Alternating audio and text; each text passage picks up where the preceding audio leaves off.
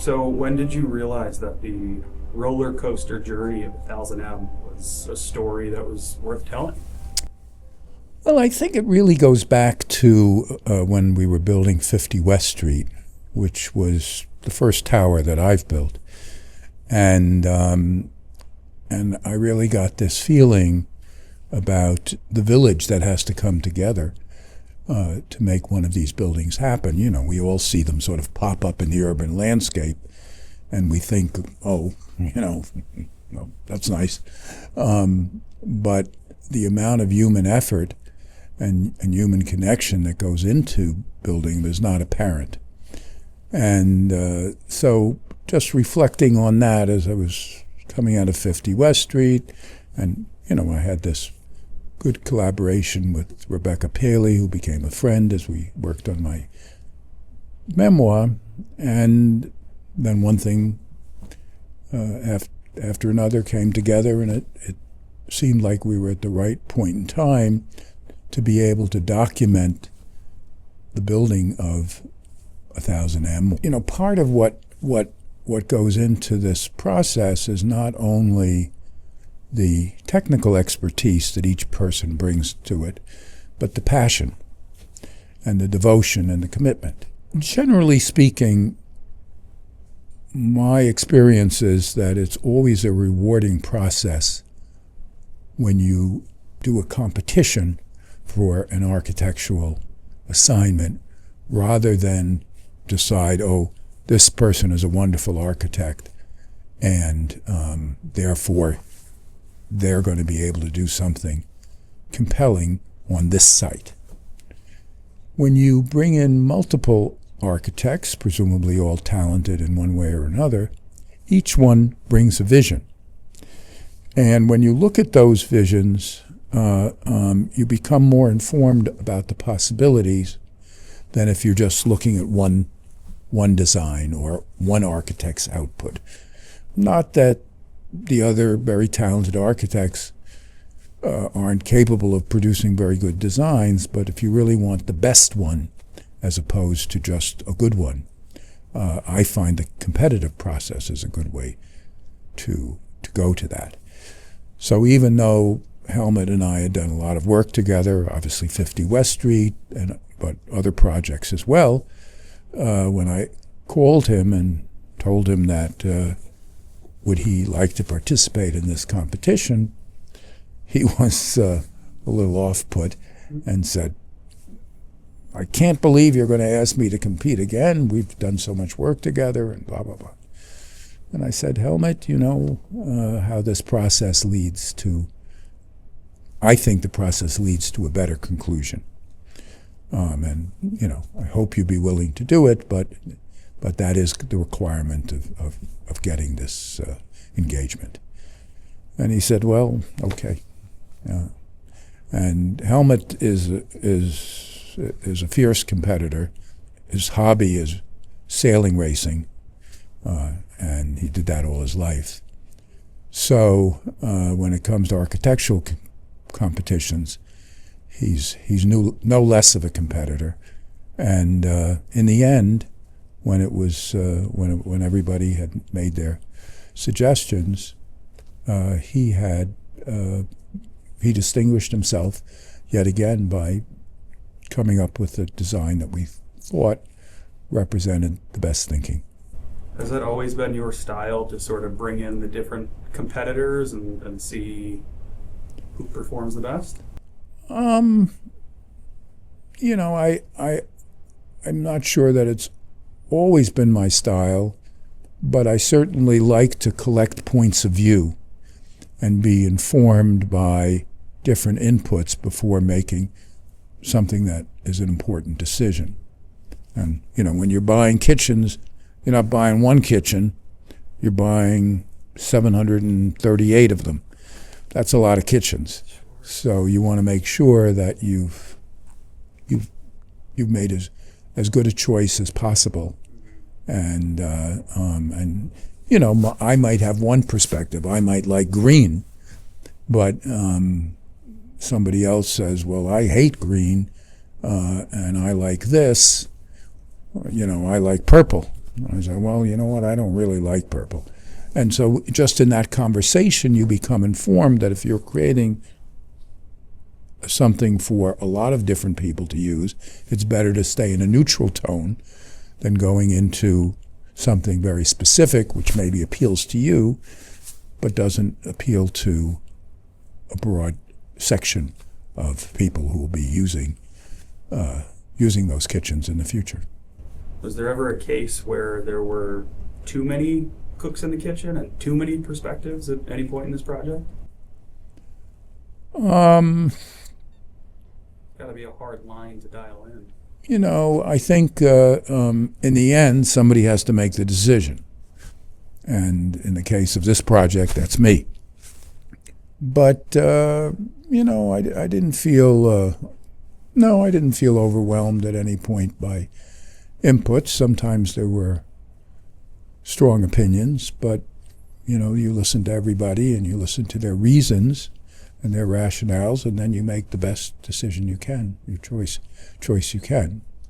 Going back to Helmut a little bit, can you sort of walk us through what his style of design and his character and his energy ultimately meant to the shape and the character of the building? Yes. You know, I think the thing about Helmut that I always appreciated was,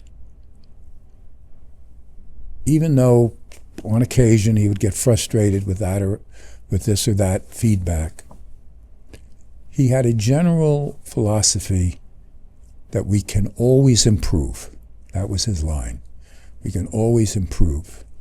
What he meant by that is, you know, the more we think about our ideas, the more we can think about whatever we've designed to a particular point. If we spend more time on it, in his view, it will get better. And I was thinking about, you know, where did that come from? And I'm not a super expert sailor, but I've done some sailing. And if you think about sailing, trimming the sails, adjusting the sails to maximize the impact of the wind is a fundamental concept in sailing. And, you know, sailors, and certainly if you're racing, they're always adjusting, you know, quarter of an inch here, quarter of an inch there to capture the maximum angle and impact of the wind. And I can imagine that somehow that experience, which was so important in Helmut's life, perhaps got translated into his architecture. So he didn't take a closed mind or defensive point of view, which some people would. And I think that very much permitted us to perfect the design, both in big ways as well as in small ways. And it was something that carried over into his office. I'm thinking of the entrance to the building, which at one point had a number of pillars in it that was kind of making the entrance awkward, and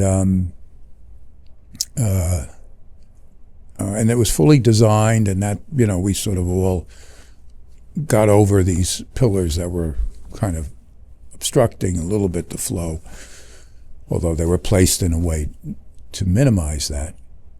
And then one day, his colleague, Phil Castillo, long into the process, suddenly came up with an idea. Oh, we'll put two beams, three-story beams like this in an A, and that will create the structural support to avoid having these beams in the lobby. And it became a design feature of the building. It was interesting, last night I was coming home along Park Avenue, and if you look at the new J.P. Morgan Tower, which is an extraordinary piece of architecture on Park Avenue, you'll see that A again. Yeah, so you've already noticed it.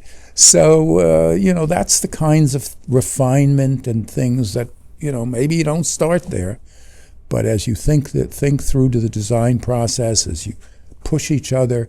As you talk about things, you can sometimes find important improvements to create a better design and better building in the end. Sure. I think it's a tremendous philosophy in business and in life. You can always improve. So speaking of improvements, you're in Nicaragua with your family. It's Christmas break or the week after Christmas. Your daughter, Claire's friend, looks at the building and says, "This thing looks like it's going to fall over." And you have to make a phone call to Helmut, the Starchitect, and tell him, "Forget everything you've done up to this point. We got to start over. We need a new design." How hard was it to make that call? Well, some people who had worked with Helmut would have thought of him as difficult. And actually, one or two people who did gave me that feedback before I hired him for 50 West Street. It really wasn't my experience. He, occasionally he could be a little cranky here and there, but fundamentally I found him open. In addition to which, a lot of developers, it's all about saving money because they're totally economically focused. And he knew that, not that my goal wasn't to have a financial success, but my goal was also to have a design success, and that was, I was as committed to that as he was. So I think both because of the rapport that we had and the history that we had, when I called him, he wasn't happy. Nobody would be, because we'd gone through a long, long process to arrive at it. But after he got up off the floor, I'm not sure whether it happened in one call or maybe we talked a day or two later, but he said, "Okay, we're just going to go back and redesign. Tell me, what it is that you think share with me some ideas that we can pursue." And I did. Rob and I got together, and we looked at a whole raft of some of the newest buildings that had been built, and looked for elements that we liked, and sort of reintroduced some of these themes into the conversation. And in the end, this is what resulted. And to Helmut's credit, a few days later, on his birthday, he comes up with this final version of the building. Helmut was hard to work for because Helmut traveled a lot. He was on a plane at least once a week, if not twice, and often going back and forth to Europe. And while he was at night, when he was working, he would sketch things on the plane. And then he would get to his destination, and he would scan them back to the office. Of course, by the time he landed there, it was just people were just waking up here, and he would tell them that he wanted a model by the time he got to New York that afternoon. And so his model shop was used to getting up at 6 a.m., seeing the latest scan of a drawing from Helmut, and feverishly working till he came knocking on their door and said, "Where's my model?" So he comes up with a new design, it all works out, and obviously it's a success story now, but was there ever a point where you thought this whole thing could just fall apart? Was there any moment where you're going, this is not going to happen? Well, I think the better question is, was there ever a moment that I didn't think it could fall apart? When you deal with these kinds of big buildings and so many variables, financial variables, market response, cost issues, because, until sort of the drawings are all done, the final moment, you don't know what the building's going to cost. You have a million estimates. But until you've collected those final firm bids from contractors, the numbers can go plus minus 10 or 20%. And with the margins on these buildings, if it goes plus 10 or 20%, you can't build it because there isn't enough profit margin to support the cost. So that's a critical. There are a million critical junctures, and obviously you have to have a willing bank, and they change with the wind, as you know from knowing the story of Goldman's involvement. They're subject to market pressures every day, and something bad happens, suddenly they become hesitant.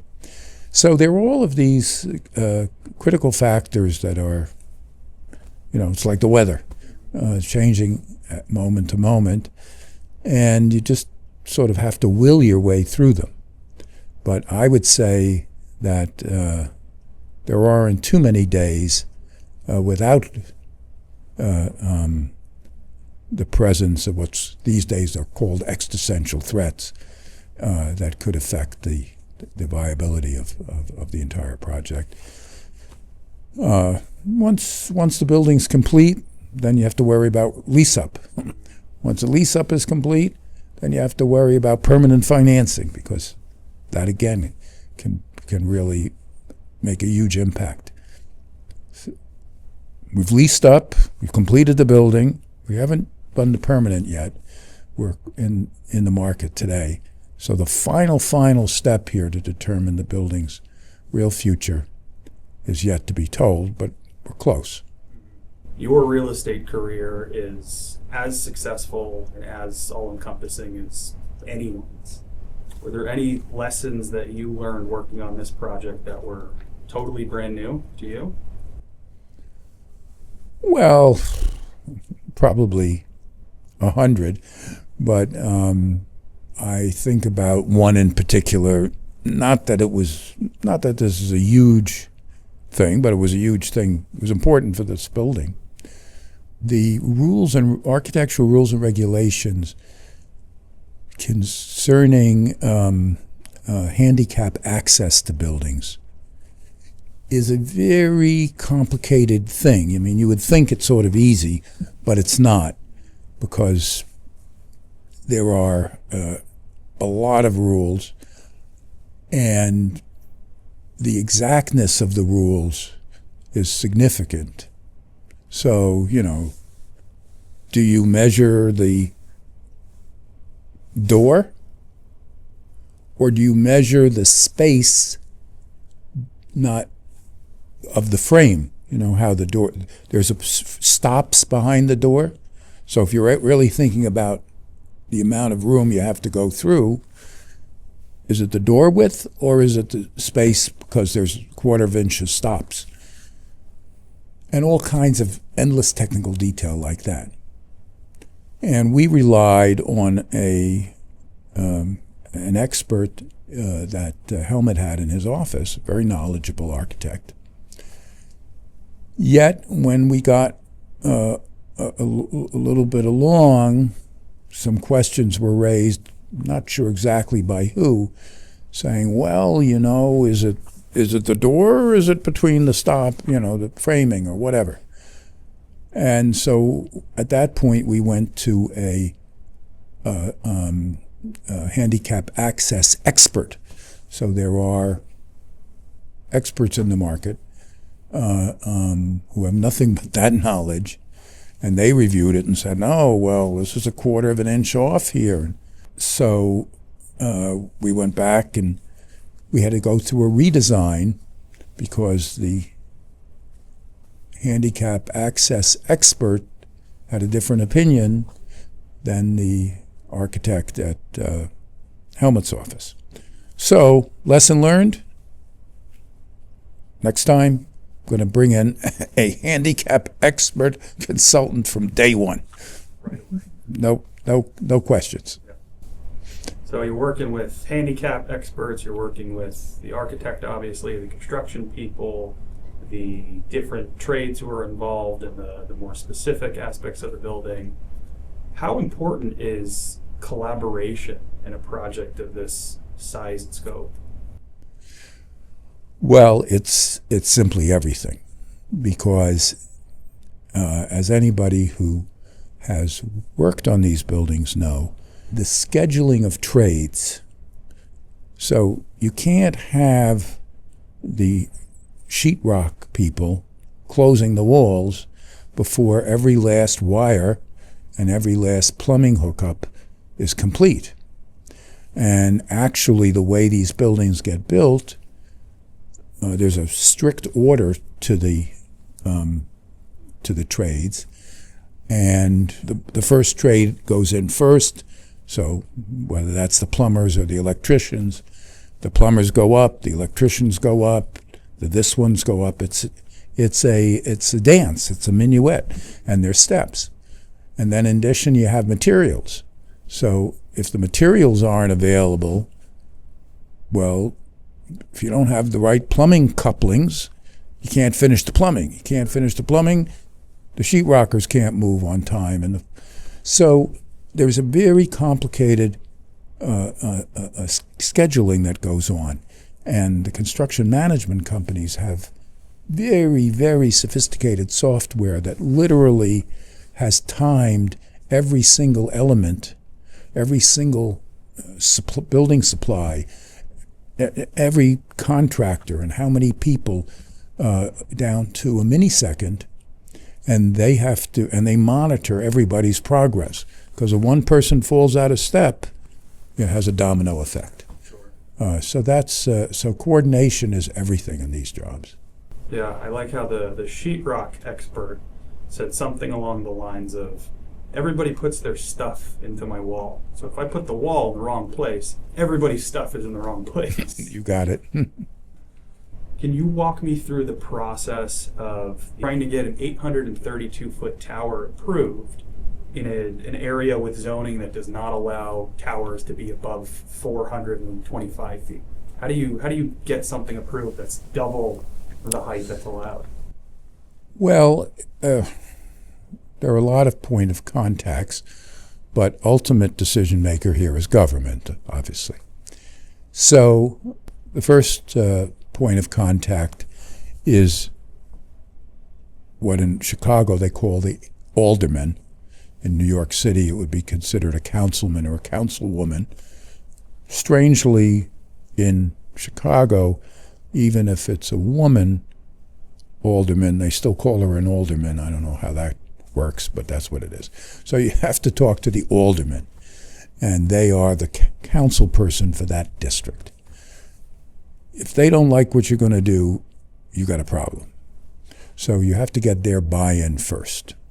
Assuming you get their buy-in, then you go to city planning and other political leaders in the city, ultimately the mayor, and you have a political consultant, somebody who's used to working with all of these different government agencies and has a sense of what their points of view are and how to be sensitive to whatever their particular concerns are, because the fire department has different concerns than the planning department.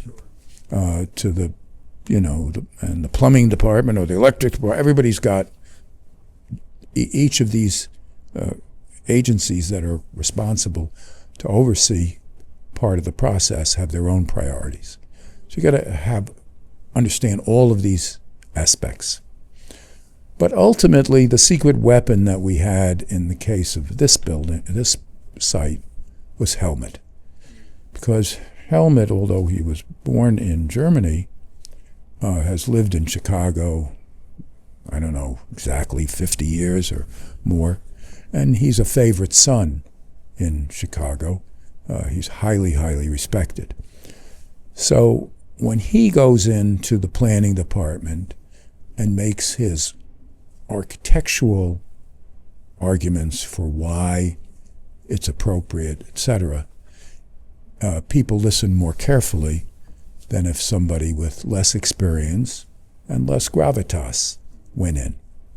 And he's also was very good in interpreting their concerns and created some architectural detail in the way this building was constructed to respect some of the issues that he knew that they would raise. So when he was there, he could say, well, I've addressed that concern by this detail or that detail.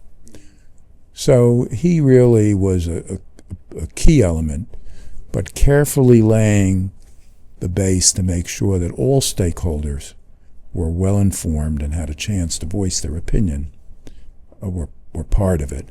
The council, the alderman, also requires you typically to have one or more public meetings, so the public also gets a chance to give their input. So all of that has to come together, but having somebody of Helmut's gravitas and reputation leading the project was, I would say, at least half of the battle. Well, let's talk a little bit about the financial puzzles that you had to solve. So can you walk me through the idea for the ground lease concept and how that came about? Well, what the general public often doesn't know, real estate, everybody thinks, oh, people are making lots of money. It's not true. First of all, an extraordinary percentage of projects don't make any money. In fact, they lose money. Even in New York, where you look out and see, oh, the streets are paved with gold. Not true. The amount of blood of money that's been lost in real estate projects, right up to including the last 2 or 3 years, where the value of office buildings collapsed by at least half, and in some cases more. So it's not an easy financial model. And typically, these new buildings, like a residential building, are built to very, very tight margins. So having a cost of money, because when you borrow money or when people invest money, they expect a return. So you have to match you can't afford to pay a high interest rate because the projects just don't, these projects get built and on a good day they make a 6% return, 6.25%, 7 is heaven, and often they make 5.5% or less. So interest rates that are 6%, if you're making 5.5%, is a problem. And if they're much higher than that, you're in trouble. So one of the problems that we had was that the first mortgage was priced okay, the construction loan, but the cost of what's called pref equity, or the next layer of capital after the construction loan. So you have 3 tiers of capital. You have a construction loan, you have what's called preferred equity, and then you have what is called residual or regular equity. And the preferred equity, depending on where you source it, can be very expensive. I'm talking about rates anywhere from 12 to 18%. Well, if you think about a project that makes 6%, I don't know how you pay 12 or 18% and don't go underwater. So if we went to the traditional sources, which are often hedge funds, it wouldn't be possible to build a building. So I had to try to think of how could I find lower cost investors who would accept a lower return in order to have it aligned with the true economic picture of this building, and frankly of every residential complex out there. When you sell a building under our tax code, if you use the money to reinvest in a new project, you delay your capital gain income tax until later. And what is that program called? Just The technical name is 1031, which is the section of IRS, of the Internal Revenue Code, that allows it. A tax-free exchange is what it's. And it just allows you, if you're going to take profits on selling a building, if you reinvest it in another building, you don't have to pay tax. When you ultimately sell the building that you reinvest in or a subsequent building, eventually you owe the tax from the first day. But they allow you to defer it as long as you're keeping it invested. It's sort of like people's pension funds or profit sharing. While it's in there, there's no tax. When you take it out, you got to pay tax. So there was a lot of investors who had money that they wanted to invest out of selling other properties. And we knew that they would be less demanding in terms of return if they could go into a quality property and have good upside, but also have security that they wouldn't, that their investment was not risky. And it was just a moment in time when there seemed to be more demand for that kind of investments than there was available investments. So in order to create that, to take advantage of that tax advantage, we created this special conceptual structure where we basically sold the investors land, the land that the building would be built on, and that helped them with their tax need, and also made them willing to take a lower return that was more proportionate to the economic reality of this building, and frankly most buildings of this type. So it was just an idea on how to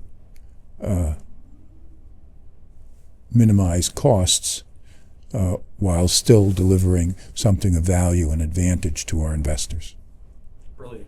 So creative. Would you say it's the most creative financial instrument you had to come up with for this project? Well, for sure for this project. I mean, this is, yes, absolutely. How about any other projects? Well, I've been doing this for a long, long time, and I'm used to thinking out of the box, so to speak, and that's a critical part of what we do as a company, is try to think a little better than the next person, and that's what we hope gives us a bit of a strategic advantage in a business that is difficult, challenging.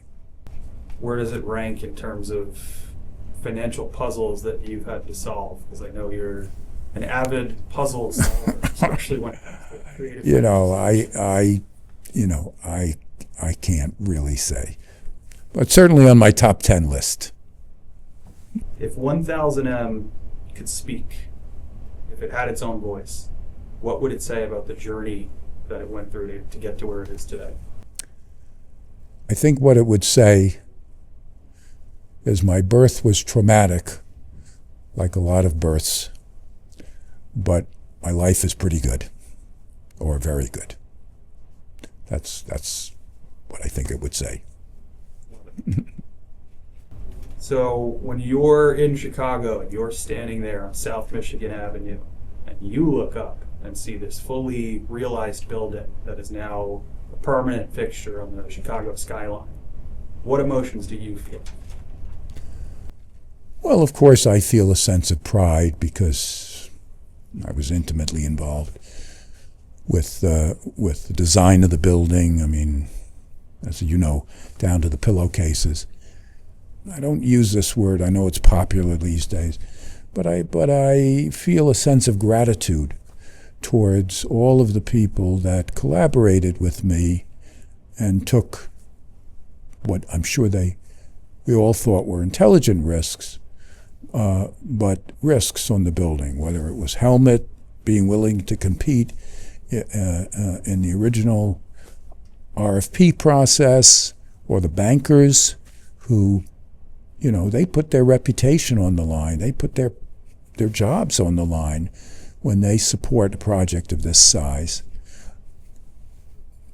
To the workers who build a building, who risk their lives as they're jumping up and down installing windows. Everybody is really invested in it and taking different kinds of risks, but everybody's taking risks to accomplish this. That's a process that I appreciate, and I think that in this world where there's so much division and so many people are working at cross purposes as opposed to in a positive way to solve problems, to be involved in something where everybody's striving to achieve something of worthwhile is a very good experience and meaningful for me and I think for everybody who participated. So between approving the final sketch, massing the building, topping out, pouring the first concrete slab, the ribbon cutting ceremony, what was your personal favorite milestone moment? In the end, when the building has been cleaned up and the interiors are in, when you see the building fully dressed, because prior to that, you're going through the building from 100 times, viewing it in different stages, and the stages are interesting. But when it's fully dressed in the end, that's sort of the moment of truth, and you see it in a different way than when it's in its various stages of completion. What do you hope that readers will take away with them when they close the last page of this book? Well, I think it depends on who the reader is. If it's somebody who's a non-professional, I hope that they'll be able to better appreciate when they look at the skyline all the effort and thought that goes into each building that makes up what is often 100 buildings that they're looking at. If they're a professional, for example, an architectural student, I think that often architects see things through the lens of design and don't understand. They're not yet exposed, if they're young, to how much goes in behind their designs. So I'm hoping that for them it will connect the dots, or could be in a real estate office like ours, where again somebody whose profession relates to projects like this, understanding the whole will better inform their professional work and output.